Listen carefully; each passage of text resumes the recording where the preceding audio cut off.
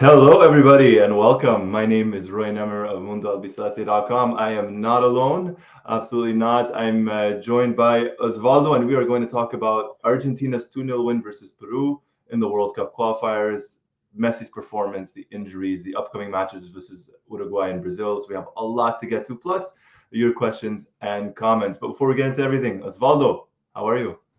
I'm good. I'm good.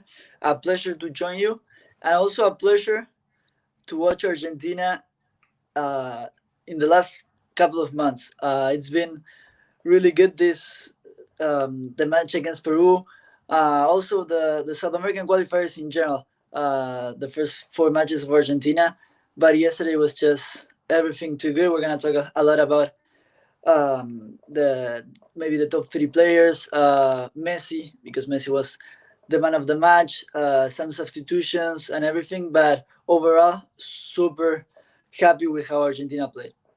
No, very, very happy. And we're going to get into all of that. And as always, everybody, let us know where you're watching from. If you're on YouTube, if you're live, let us know in the comments or let us know in the chat. If you're watching us on repeat, let us know in the comments as well. Happy shutout. Yeah, it's a clean sheet. Another clean sheet for Emiliano Martinez. 8 in a row now, over 700 minutes. So we can maybe discuss that a little bit. Mixed memorabilia. Hello, hello. And we are doing this a little bit late, or the next day, because the match finished at midnight Eastern. So I know there's a bit of a time difference there. So we decided to do it the next day. Left Coast lefty, all the way from LA, and your father's from, I think it's called Jujuy, right? That's how you Jujuy, yeah, pronounce it. Jujuy, Jujuy, Argentina. Jujuy, Argentina. CT, I want to say CT. Is that Connecticut? I want to say maybe that's Connecticut. I'm not sure. I think I'm not that's sure. what it is. Let me see. I believe that's Connecticut, but correct I'm not us, sure. Alistuta, please. I believe that's Connecticut, though. Yes, it Um, is. it is. All right, excellent. So let's get into all of this. Argentina 2-0 win. I'll say this: up until Messi's first goal, I thought the team was a little bit in cruise control, but you sensed that goal was coming. Am I right in saying that, Osvaldo? It took them maybe that goal to really get going. I agree. Yeah, until the first goal, it was very even. Peru had their chances. Um, but yeah, when Messi scored the goal, everything changed and everything was really smooth for Argentina overall. But I would say that yeah, until that goal, um, it was kind of tough. But we can expect a team to be dominant the whole 90 minutes. That's not professional soccer. No, yeah, no. I agree with that, and especially away from home, Yeah, and versus Peru, who had it was a packed stadium, a very good crowd. Even though they were kind of divided, some of them were cheering Messi on, and Argentina. And before we get to Messi, so hello to Kunal, Bangalore, excuse me, Bangalore, India. First time on the live discussion. What a night! Argentina wins, Brazil loses. Could not be better, and we are going to talk about Brazil as well in a little bit. Paro Miguel, hello, hello. And let's get to Messi because it's yes. ultimately every time we do these videos, we always say we call him the alien, and but we always have to talk about him. Unfit to play the full 90 minutes versus Paraguay, starts versus Peru, scores 2 goals, could have maybe should have had a hat trick. Should. Osvaldo. Yeah, should have had a hat trick. Yeah. Yes. Everybody in the comments, let us know what you guys thought about Messi. Osvaldo, what did you think? Yeah, before I guess going to that third goal that for me was it was valid, but well, we're gonna discuss it later. Yeah, overall, Messi was the man of the match. Honestly, after the World Cup, I don't know if the guys in the chat also think the same, and you, Roy. I thought that after the World Cup with his age, and him going to Inter Miami, um, I thought that of course Messi was gonna continue playing for the national team. He was gonna be a starter, but I didn't imagine him being um, the key player for Argentina as he has been all these years. What I mean is that Argentina has great players. They don't depend on Messi. That's what we've been saying the last couple of matches. But I didn't expect Messi to continue scoring one or two goals per game, to continue being a key player for Argentina as he is. I imagine more of a really collective good team with players from the best teams in Europe, and with him being one more great player, but take into consideration that he's the only one that plays in the MLS. All the other players um, Yeah. play in the big leagues in Europe. And considering his age, me, of course, wrongly, I thought that maybe he would be one more, a human, and again a human being. You know what I mean? Yeah. And Yeah. he continues to do to. I think he. I don't know if you agree, but he continues to show that there's still a big difference when he's on the field than when he's not. Of course, with Inter Miami, we see that very easily because of the level of the rivals and because of the level of his teammates. But in Argentina, I didn't think that there was gonna be still a huge difference between Argentina with Messi and Argentina without. And I think that there still is a difference. Yeah. And I 1,000% agree with that. Obviously, like you said, with Inter Miami, maybe the quality of the, well, not maybe the quality, sorry, of the players are different. With Argentina, they still played well versus Paraguay. Unlucky to only get that 1-0 win. But as you said, it's very different with him on the pitch. When he steps on, I think not only does he just influence the game just by being there, but I think the players, the Argentine players, just kind of elevate their game. They know they have Messi, and the opposition, the opponents, they know that they're up against Messi, who can still score a goal. And there was I was watching recently the clips. It was Argentina versus Croatia from the World Cup. After Messi assisted the third goal and Alvarez scored, the commentators, I believe it was on BBC, the commentator said something about Messi. He said something like he might not be able to pull off a 90-minute magic show, but he can still produce those key moments. And that was true, and that is true. But it's almost as if with Argentina now, he can still produce those 90-minute shows. It's incredible. It's crazy to see. It's It's nuts. incredible, and we heard also about, well, maybe at this age he wouldn't be able to dribble 2 3 defenders, and we saw it yesterday with that. I believe it was in the right side of Argentina attacking, where he Mhm. went to one side, then again to the Yeah, other side, like that 3 or 4 times, and he go right next to the line, and that was like Messi from when he was 25, 26. Um, he's still the same. And another thought I had when he went to Inter Miami was, um, well, maybe his level is gonna go down. He's not gonna be at the same level, or he's not gonna have the same uh, type of matches as the Europeans, as the players that are playing in Europe have. But I think that it's even better because he's more rested. yeah, He will have time to rest until November. He already said, I think it was in an interview he did just a couple of minutes up to the game, that he's not planning to going to Barcelona or anywhere. So he will rest. And Messi is Messi, and he's a player that I don't think he needs to be all the time playing against the best. Uh, I don't know what you think about yeah. that, bro. Yeah, I agree with you. I agree with you. I think him playing with Miami, the level that they're at, and I'm gonna, all respect in the world, obviously, but playing in the MLS, he still has to do what he has to do, right? But there's not that, how could I put it? It's not the same as if he was playing with Barcelona, right? Where it's every single match they have to win and he has to produce, and then you have the Champions League, and then you have the Copa del Rey. With Inter Miami, I think he's now in a spot where he will continue to compete. He's still hungry, and that's very obvious. He still wants to win. But it's almost as if, because the level maybe is a little bit less than what it is in Europe, and I don't think that's disrespect. I think it's just the way it is, at least right Yeah, now. It allows him to, he doesn't maybe always have to give his 100%, even though he does give his 100%. He doesn't always have to. So, and not only that, I think he's just used to it. He's used to the pressure. He knows what it is. He has that experience at 36, winning everything there is to win. He leads South America in goals in the World Cup qualifiers as well, with 31 goals. So he knows what the pressure is. He knows what all that is. And now this is probably a blessing now, playing in the MLS. I truly, truly think so, for especially up sure. until next month. And also after winning the World Cup, uh, I mean, he has. He's not that he has no pressure because everywhere he goes and every match he plays, Of people course, expect him to score goals. of course. But I think he plays happier now. Yeah, he's happier. We've seen it, I think, specifically since the Copa America, and now even more, obviously, since the World Cup. He's more relaxed. He's more relaxed, and uh, if this was the Messi maybe from 10 years ago, Messi would have probably played the full 90 minutes versus Paraguay. I think now he knows his body more. He knows he doesn't have to play 90 minutes. The team around him can win without him, which was not always the case. Yeah. And it's good to see. And who knows, we might end up seeing Messi a little bit longer with the national team. Yeah, Because hopefully.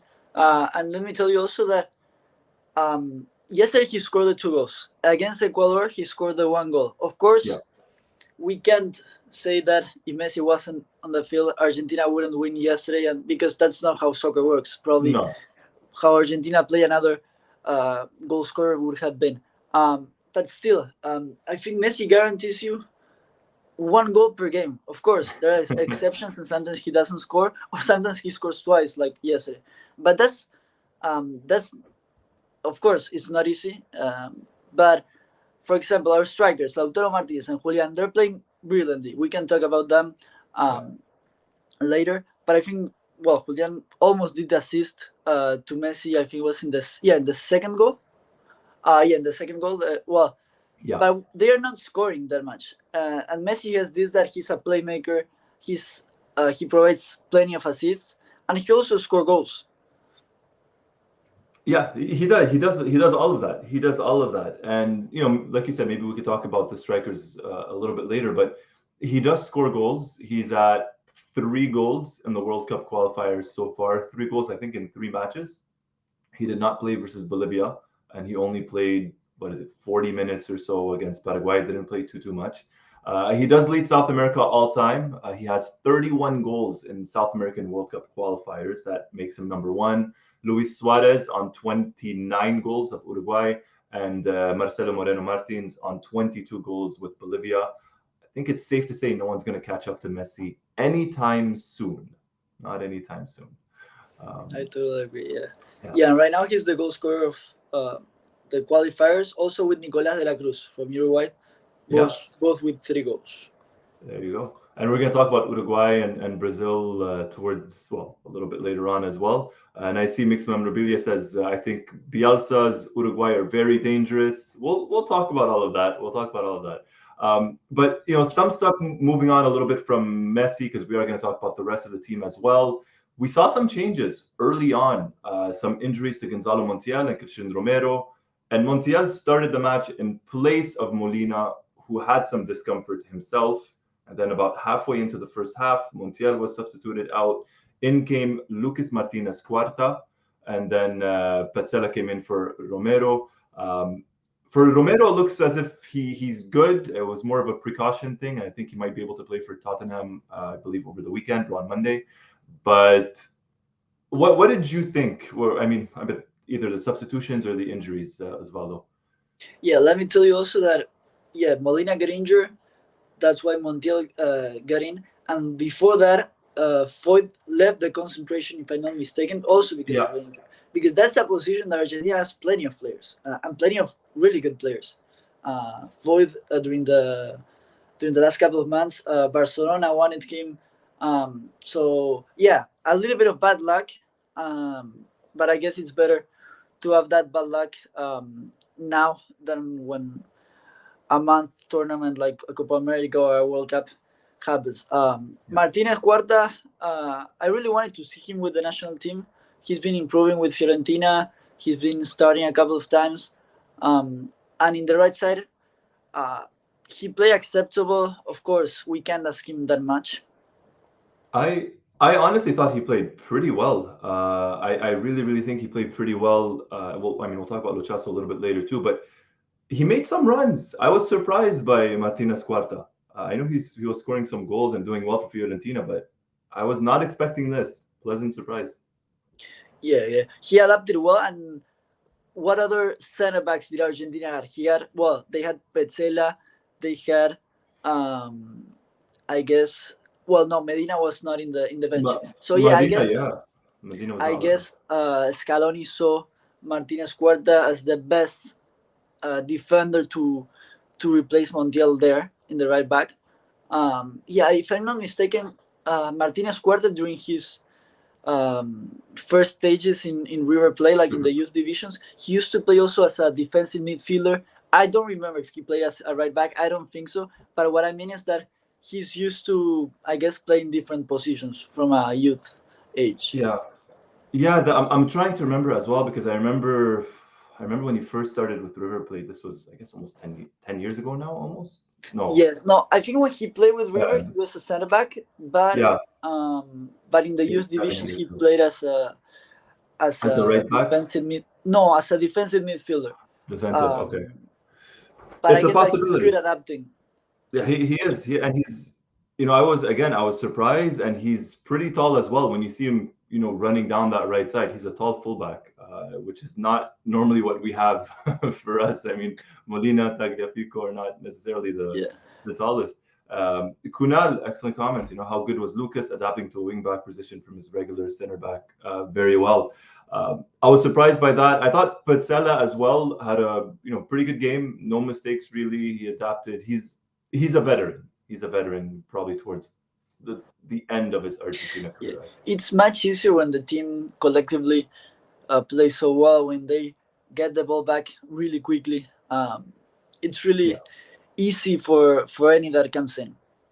it helps. It absolutely helps for sure, for sure. And then, for example, in Peru, you had 4 substitutions in the halftime, Hmm. uh, and there you saw completely the opposite. A team that they're probably gonna change the coach soon, and when you enter a team that don't really have a really collective good play, then you see the opposite, where Yeah, the players suffer more than what they enjoy, as in Argentina. yeah. No, that's very true. They're all over the place. I think they haven't scored a goal yet in the qualifiers. Is that right? Am I right in saying that for Peru? The, I'm the almost commentator sure. kept Yeah, saying it yesterday about how Peru has yet to score a goal in the qualifiers, and I was yeah. They surprised. they um they haven't scored, and they received 5 goals. Five goals in four. I mean, 5 goals in 4 matches is not the No, worst, maybe, but no goals in 4 matches. That's very that's the bad. thing. Yeah, That's that's a the problem thing. for them. Yeah, because they lost against Brazil in the minute 89 or something like that. Yeah, So Marquinhos. you would say that just by seeing the result, that wasn't a bad result. But yeah, they can score. Yeah, no, they've been very, very unlucky. And even yesterday, Emiliano Martinez didn't have much to do. I don't think there was a single shot on goal yesterday, from what I remember reading. Um, What do you think? Going back to the substitutions, yeah, how did you see Lo Celso? How did you see Acuna? How do you see Lautaro um, Martinez? it's Lautaro for me. I think it's he was making the runs, but at that point, or at this point with Lautaro, I truly think it's just a confidence issue. I truly think it's a confidence issue. I don't think he did anything bad yesterday. With that said, I don't think he did anything particularly good. Bringing him on as a substitute, with the 20 minutes left or whatever it was, 15 minutes left, at 2-0, good idea. But at that point, Argentina were just kind of having fun, and you never really felt like maybe he would get his goal. Um, Acuna was just kind of to get him back into the rhythm of things. I think Tagliafico had a bit of maybe a bit discomfort or just a bit of fatigue. Good game So from good, Tagliafico. yeah, a very good game. Wow. We're gonna talk about our top 3 players. Spoiler, he's probably gonna be in mine. I love Tagliafico, and for Acuna, I'm beginning to wonder if the injuries might be getting to him because we've been seeing him get injured, not for the first time in the past year. So who knows if we might end up needing a left back eventually at one point as a backup to Tagliafico, which is why I was kind of surprised that Medina did not make the bench yesterday. Because if something would have happened to Tagliafico, would you have trusted Acuna to play as long as maybe he would have? But still, I thought he did well. And Lo Celso, I'm going to ask you this question. I'm going to ask everybody this question regarding Lo Celso. And I love Lo Celso, and I'm saying this as a Lo Celso fan, so I don't want anyone to maybe get the wrong idea. Is it just me, or do you get the impression that maybe Lo Celso's time with the national team is slowly fading away? I think he's only 27. I think with the Copa America, we can't, of course, forget what he gave us. I honestly think he has to improve the level in the team. In his club. He has to start playing basically a Yeah. little bit more and improve the level. But I think he's still young, and it's a good substitution there in the midfield. I think that if Palacios didn't, because I think Palacios for the previous match he had a fever, Injury. or he had, Yeah, he yeah. wasn't 100%. Yes. So I guess Palacios is the first substitution there in the midfield, or even Paredes. But I think because Palacios was not 100%, Lo Celso played. Um, yeah, I don't know. It's a good question. I don't think his time is over. It's Yeah, maybe not over, but I feel like he's no longer. Look, because of his injuries and he's not really playing much with Tottenham. I don't think he's a starter anymore for Argentina, especially when you look at McAllister, Enzo, and De Paul, what they're that for doing. sure. That's for sure. But now is it getting to the point where, as you mentioned, is he even the first substitute off the bench for midfield? Like that. Yeah. No, I That don't think he is. yeah. As we said, Palacios, maybe Paredes too. Um, Paredes is another one, right? Paredes didn't even play yesterday, and he was yeah. on the bench. So, but this is technically a good thing because Argentina has so many good midfielders, No, so for many sure. top players. It's not Yeah, a and you uh, never know. At one point, a player gets injured, and you'll need them. But yeah, I agree. Lo Celso is not gonna be unless he really improves his level. But even that, I think that we have the midfield for Argentina. We already know it is Enzo, McAllister, and the ball. of course. And I don't think it's gonna change that much. Yeah. No, I gotta agree with you on that. Who knows with the Copa America coming up, what's gonna happen, and especially the big two matches where I think we're gonna see. I think we're gonna see Scaloni making some substitutions in the second half versus Uruguay, maybe to prepare for the Brazil match. But we'll talk about that a little bit as well. Um, Now we spoke. I mean, were there any other substitutions? I mean, we spoke about there are five, right? Yeah, Lo I think we cover. Celso, Horta, Oh, Pazzella, Lautaro. Lautaro. Yeah, let me tell you that I think Lautaro play a good game. Of course, a striker has to score, and that's what he wants and what everyone wants. Of But I course, think he played a good game when he came in, and he's a really good player, along with Julian Alvarez. They both didn't score, but a striker doesn't only score goals, and no, the way they got the ball, they did good rebounds, good controls. They really helped in this collective play of Argentina, which was incredible. of course. I mean, Julian. The second goal doesn't happen if Julian doesn't dummy that and let that ball go to Messi on the second goal, right?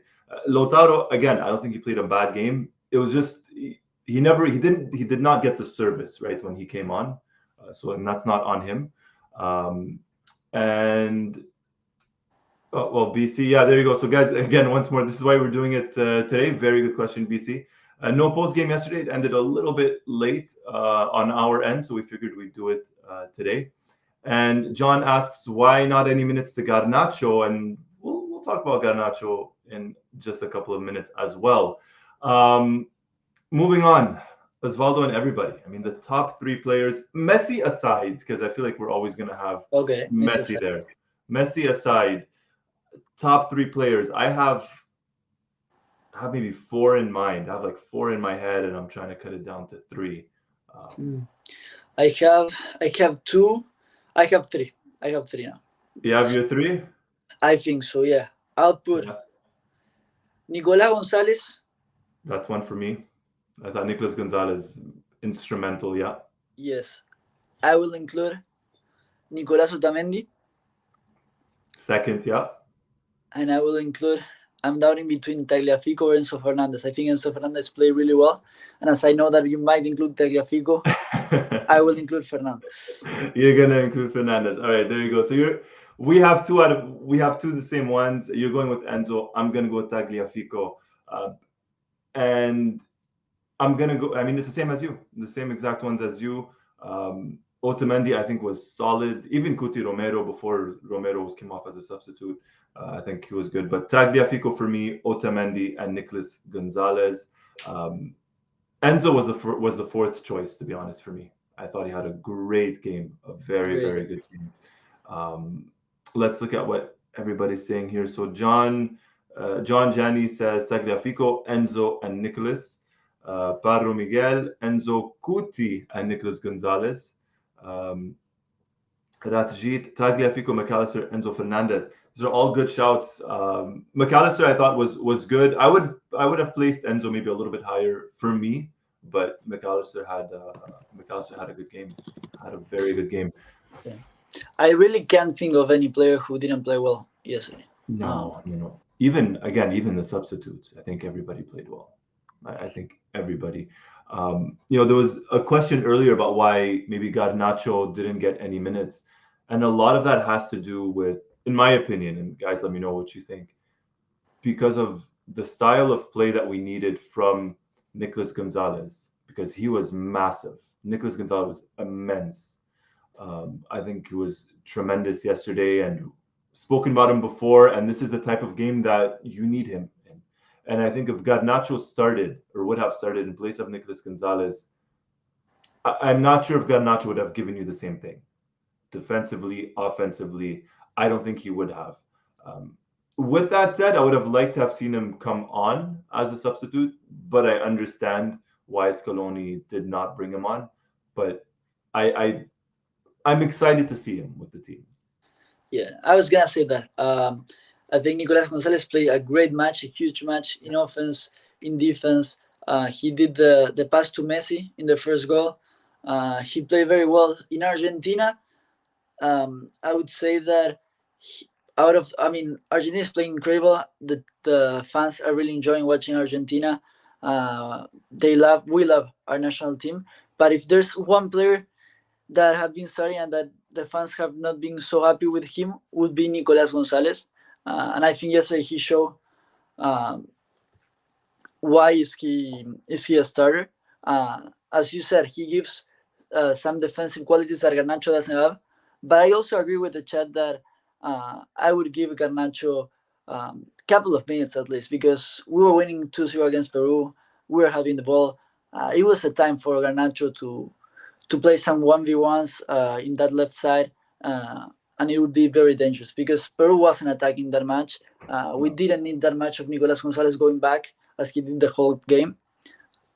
But I think that it's basically just seeing the little mistakes or the little things to correct, or that we think we can correct.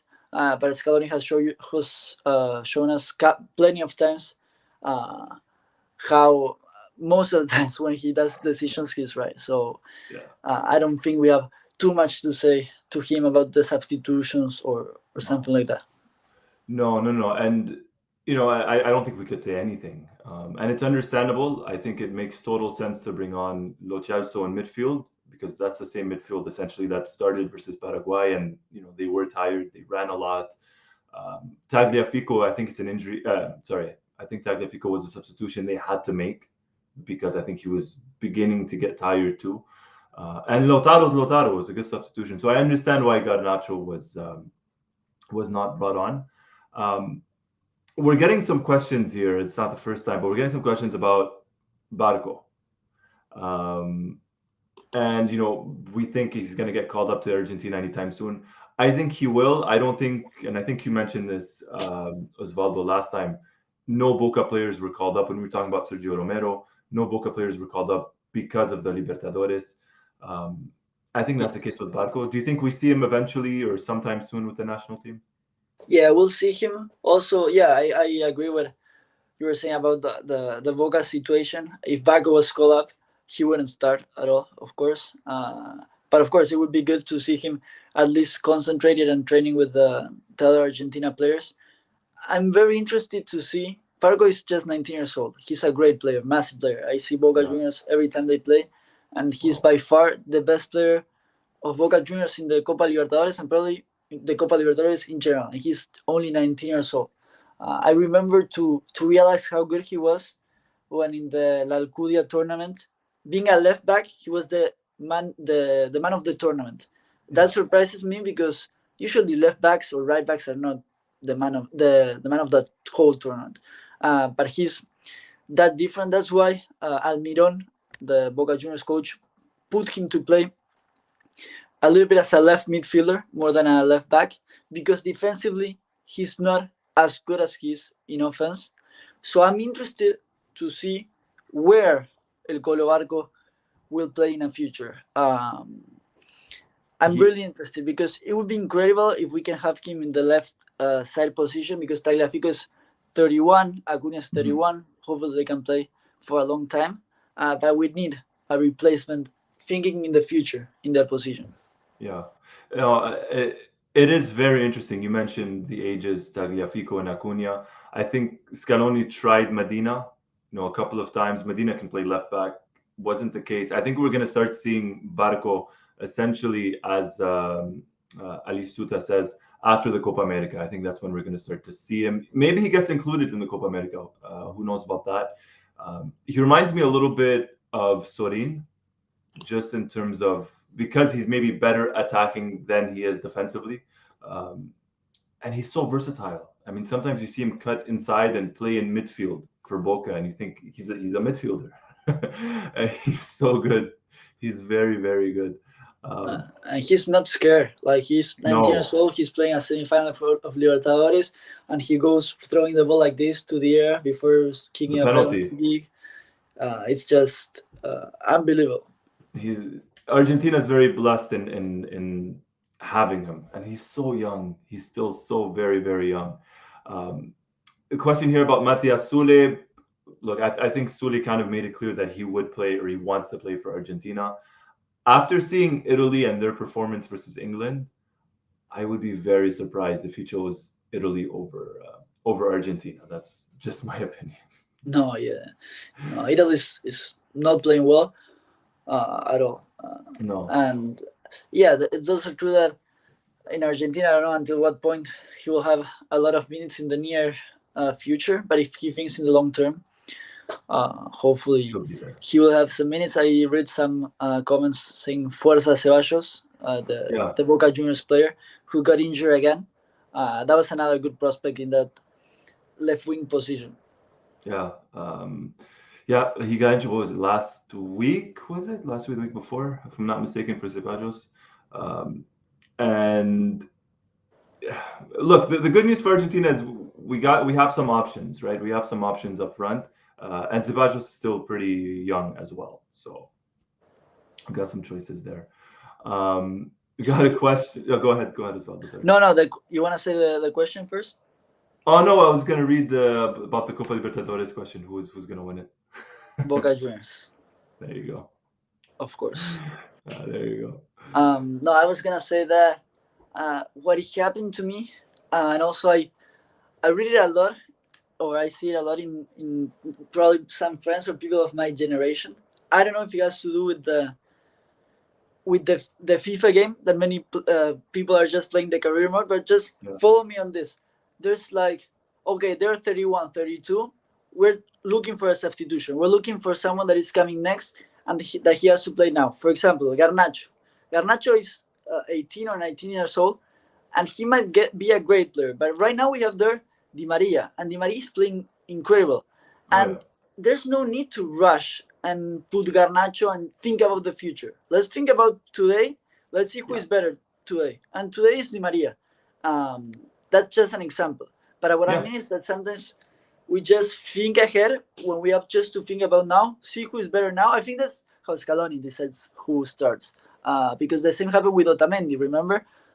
Maybe Otamendi, after the World Cup, another player should be in his position. But the truth is that in Benfica, he's still the captain. He's still playing great. And with Argentina, he continues to play well. He could no spot on, spot on. It's almost as if when a player turns 30 or 31, that's it. People think they're not good anymore. We have to replace them, and we have to find a replacement right now. Well, relax. There was a comment earlier. I can't remember who wrote. I believe it was Alistuta wrote regarding Garnacho that maybe Scaloni is doing with Garnacho what he did with Julian, which is slowly integrate him into the team. Because Julian was not an automatic starter, right? He was at the Copa America. He played, I think, only versus Bolivia, maybe 10, 20 minutes in the group stages. The rest was all Lautaro or Agüero. And maybe it's the same for Garnacho. And like you said, we have Di Maria, who's playing out of his mind. We have Nicolas Gonzalez, who's playing very, very well. And Garnacho's time is going to come, and to your credit, as you said, Otamendi has not put a foot wrong. A couple of people were saying, oh, well, let's put Lisandro Martinez in place of Otamendi. Yes, but why? If Otamendi is still playing very, very well. So for sure. Totally agree. Yeah. All right. So next up for Argentina are it's the two biggest matches for Argentina. It's the two biggest matches in South America. I think that's fair to say. Argentina versus Uruguay, and that match is supposed to be taking place in Cordoba. And then Argentina versus Brazil at the Maracanã. And as we just found out, Brazil will be without Neymar, who's out with an ACL and meniscus. So he's probably out for, I think, the rest of the season, unfortunately, for him. So let's take a look just at the table really quickly, at the South American qualifying table, and then we'll talk about the two matches. I'll bring this up and let's go full size and get rid of this. So Argentina leads, perfect 12 out of 12. Uruguay and Brazil, as well as Venezuela, are on 7 points. Colombia on 6. Ecuador on 4. And let's not forget they had 3 points deducted. Same with Paraguay, Chile, Peru, and Bolivia. Bolivia, the only team on 0 points. And Argentina play Uruguay next. But Brazil plays Colombia away, and Brazil are not in very good form. They lost to Uruguay 2-0. I don't know if you saw that match, Osvaldo, if you guys saw it, but not a very good performance by Brazil at all. I wasn't able to see much of it. Well, they also tied against Venezuela and Brazil. Yeah. And yeah, they haven't been playing that well. Now Neymar is injured. Also, I remember against Venezuela, when the game ended, they threw something to Neymar, like the fans, and Neymar was pissed. So it's not a good. They're not coming in a good streak, and I'm sure they don't want to face us right now. No. So that's something really positive. But at the same time, we know that it's Brazil, that they won 5 World Cups, and that they still have really, really good players. So yeah. I'm this situation. I don't know how much of it maybe you remember, Osvaldo, and how many everyone here remembers. The situation Brazil is in now, like I'm talking about right now, going up against Argentina next month, reminds me a little bit of Argentina back in 2009 when Maradona was coach, and Argentina was playing Brazil, but instead of the match being played at the Monumental, it was played in Rosario Central Stadium.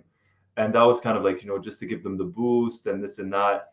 And I think Brazil ended up winning 3-1. I think it was 3-0 or 3-1. And I believe Jesus Tatolo, I think, scored for Argentina. I'm trying to remember. And I see Brazil in the same way. Their fans are not fully behind the team. They are struggling big time. And now playing at the Maracanã. Look, and I'm trying to say this just in terms of confidence, not in terms of overconfidence or anything like that. I could see a 2-0, maybe even a 3-0 win for Argentina. I think Brazil is going to be desperate. And if Argentina get that first goal, I think it could be very, very ugly for Brazil. Yeah. It's true that it's going to be in Brazil in the Maracanã.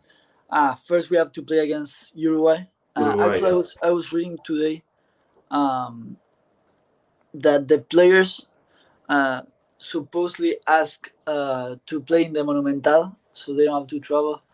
Too much, yeah. Yes, I don't know how that's gonna end, but we'll see. And Uruguay, they have great players. I would say that with Brazil, they are after Argentina, the two countries with best players. They have Valverde. They have, Nicolas de la Cruz is playing really well. Darwin Nunez. Yeah. So it's going to be tough for sure.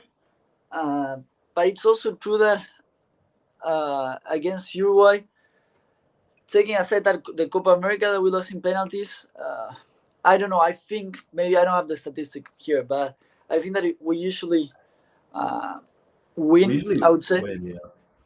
We usually play well against Uruguay. I remember the Copa America after 2011, which was lost on penalty kicks. I think we played them in 2015, the Copa America in Chile, and I think Aguero scored a header. I think it was a 1-0 win for Argentina, that one. And then in the qualifiers, essentially it's kind of always been Argentina, except for one match where the qualifiers for 2014, Argentina had already qualified and they were playing, I say a B team, it was still a very good team. They lost 3-2, and Maxi Rodriguez scored both goals, and that was in Uruguay. But essentially, yeah, Argentina always tends to do pretty well versus Uruguay And recently. let me ask you something. So we're gonna play the second and third in the table. Yeah, And we play so far the number 10 Bolivia, the yeah. number 9 Peru, the number 7 Paraguay, and the number 6 Ecuador. So my question is, do you think that Argentina has something to prove against Uruguay and Brazil? Do you think they will be able to repeat the same superiority, the same level?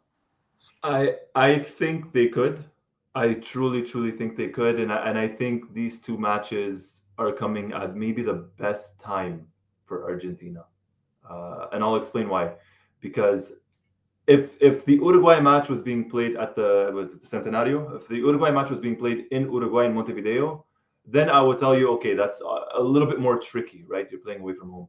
But the fact that they're playing Uruguay in Argentina, whether it's in Cordoba or Buenos Aires, I think that's a big advantage for Argentina. And the fact that they're playing a weakened, still a good Brazil side, but a weakened Brazil side, now is the time.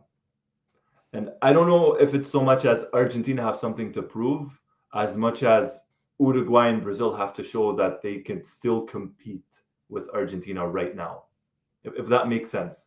And granted, Uruguay is playing very well under Bielsa. They're playing some good football. I agree. And I think overall, I mean, Argentina is first in the table. Argentina will qualify to the World Cup.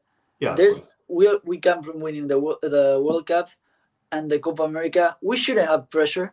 I don't think, again, like you said, that there's nothing to prove. I still think that it would be some interesting rivals to play against, because these teams, since we lost against Saudi Arabia, haven't lost and have played really well. But I want to see some top tier teams and how we play against them. I mean, we already play against them in the World Cup and we beat. I'm not talking about Uruguay and Brazil. I'm talking about just top teams, France, and we play really well. And yeah, we against Croatia we won 3-0. But I think it's a good competition between next year Copa America to play against these big teams. It's gonna be good for Scaloni and for Argentina in general. Yeah, no, it's going to be a good test. It will absolutely be a good test. And the good thing about this Argentina team is they're still hungry. You know, they're still hungry, and it reminds me a little bit of. I know we were kind of talking about this off air, and Messi mentioned it, so I guess maybe we could talk about it. But it reminds me a little bit of Pep's Barcelona, where they won everything, yet they were still hungry and they wanted to keep winning. And Messi was asked about that, and he said, look, essentially, he said Pep's Barcelona was the best team ever, but this Argentina team is very close. Is he wrong? Yeah, as we were talking before the live, I think that it's difficult to compare a team with a club with a national team. Yeah. But I think it's even more complicated for a coach like Scaloni, who has his players once every couple of months, to actually play this good collectively. And what I see from that Barcelona is that Argentina, as soon as they lose the ball, they run to get it back. And they get it back really quickly. Yeah. And that, I think that way of playing soccer and being able to do it correctly also makes you all the time go get the ball and wanting to go and score and go and get the ball back. And that's like I don't know how to explain, but like a good circle, I would say, like a good cycle. Yeah, good cycle, yeah. Losing the ball, going get it back quickly and try to score. and Yeah. that's what Scaloni have made in these players that I've seen similar to Guardiola's Barcelona. Yeah, yeah, for sure. It's difficult, as you said. For a club, you have the players every day. For a national team, you have the players for maybe 7 days. Once, I mean, in this case, it's once a month, but usually it's 7 days every 3, 4 months, right? Because after November, the next time Argentina play will be in March. So you're talking about December, January, February, March, talking about 3 to 4 months, and then it's the Copa America. So it is very difficult, but this team is able to do it, and they're doing it with a 36-year-old Messi. Pep did it with a 24, 22, 23-year-old Messi, 25. So I think this is a little bit more difficult because, as you just said, we don't have them often. Rajit says, on paper, that Barcelona team was full of superstars, but no team comes close to this Argentina team's bonding and unity. I agree with that. I don't think there's any arguments in regards to that. And Mixed Memorabilia writes, I think Scaloni and Messi are creating another continued cycle following the previous wins. It's a reset and start again, Copa America. And I'm excited. I'm being very, very honest. And it's always been the case. I've always preferred watching Argentina over club football. It's what excites me the most. It's what I love to do. And it wasn't always easy, especially in the last couple of years when Argentina had a lot of downs. But watching this now, I don't know about you, Osvaldo, and I don't know about everybody else, but I'm confident that even when Messi's not there, because we have seen it, this team continues to be the best team in the world. And that is not an easy thing to do, especially when Messi's not there, but they do it. No, I agree. I was thinking a little bit about that before the live, and actually yesterday during the game, how Yeah. I enjoy so much to sit down and watch the national team. I always did, as you, of course. But this, I mean, I'm young. I'm just 21. I haven't seen a lot of Argentina national teams, but I saw all before Scaloni with Sampaoli, with a lot of coaches. Where, of course, Argentina has always been a big team, a big country. Yeah. But there were some ups and downs. Sometimes Argentina didn't play well, and now for the last couple of years, or for the last year, I would say, or since Scaloni came as the coach of Argentina, Yeah. it's just such a pleasure to sit down and watch Argentina play. You really enjoy the 90 minutes of the games. Yeah, it's a different feeling. It's before it was, and when I say before, I'll say maybe once towards the end of Basile when he's left the second time and when Maradona came in, the excitement was there, but it was more of a okay. I think we're going to win. I think we're going to score, but how is it? So you're glued for 90 minutes, but you're glued scared. Now it's you're glued because the team is playing well and you want to watch them, play well and score. But no, it's very different. It's absolutely different. But it's a joy. It's a good thing. It's an absolutely good thing. It is. It is. All right. On that note, hope everybody enjoyed the live. Osvaldo, any last comments, questions, anything like that before we wrap things up? No, if you want, I can add the thing that I was telling you before the live Yes, of about course. the. Sorry. Yes. So Yes. this is some stats, some numbers. I know that. So yesterday was Scaloni's 65 match coaching Argentina. We reached 45 victories out of those 65 games, which is a lot. And from the other 20 games, we draw 15 and we only lost 5 times. Um, Against those teams that we lost, we only have a negative history against one national team. For example, against Peru, we played 3 times and we won 3 times with Scaloni. Yeah. But there's only one country, one team that we have a negative history. Would you guess who that Is would it a be? South American team? No, it's easy. I think the chat would get it. I mean, Saudi Arabia. Saudi Arabia. Yes, it's Saudi Arabia. Incredible. Yeah. And then in those 65 matches, we scored 133 goals, Wow. and they score us 35. We have a plus 98 of goal difference in only 65 games. Wow. For a Yes, national team as well. yes, it's huge. So yeah, those were a couple of the numbers that I was reading today. It's, Um, I yeah, mean, you mentioned five losses in about 5 years. That's an average of one loss a year, if you really think of it. yeah, Um, true. and I think one of them came. Obviously, we have the match versus Brazil, the 2019, the robbery. Then you have Saudi Arabia. That's two. I think there was a match. They played Venezuela, I think, and Morocco.